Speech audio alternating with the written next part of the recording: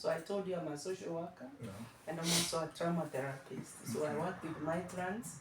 I work with young adults, young adults, those who go and take children.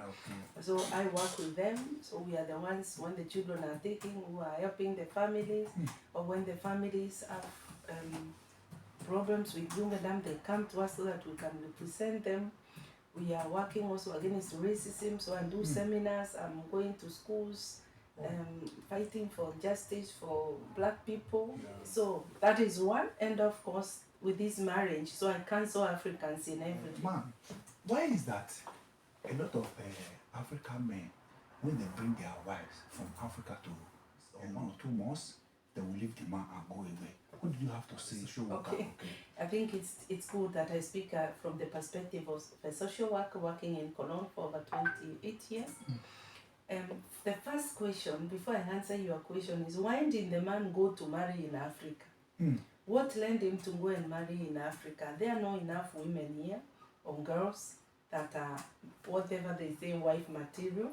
That is for me the first question. If it is somebody you engage before coming here, and now what you are doing is a family reunification, that's something different. But if you didn't know this person, you've been living here, and in one of your journeys, you go meet a girl and you decide to marry her, or your family makes arrangements for you to marry someone they know because you are looking for a wife, then for me, you are not a secure man.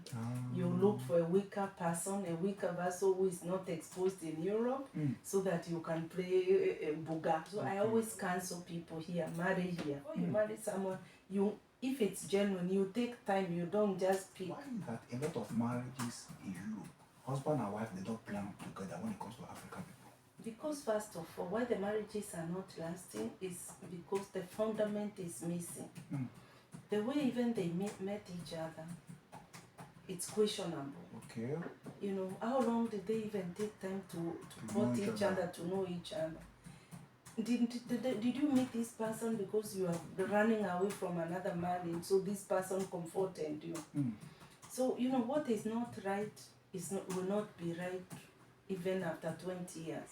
So the foundation of a marriage has to be there.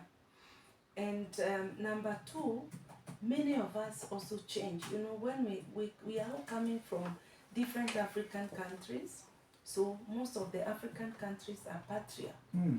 So the men are the ones who have to say something. Like where I come from, the men have leaned in everything. And I grew up in that oppressed society, because I call it oppressed society. So I come here to Europe, where I am a bit relieved of, I can be myself. I can say my mind without having to think if this is against the elders or not. So, I will exercise that, and I will even be more encouraged even to be more vocal.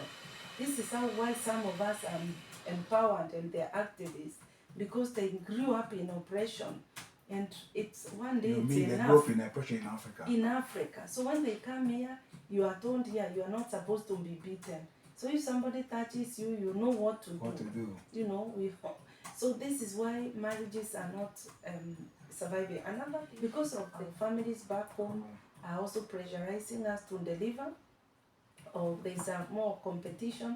This one has built a villa. What are you waiting for? So to prove to your people that you're also in Europe, you're going to deprive your family here and provide there. Doing things for them. For them there. So there will be an imbalance.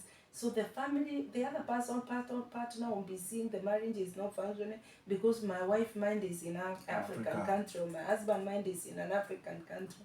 And so that will bring also conflict in a marriage. So it takes grace for a marriage to function. It takes grace to see two black people living together in this country.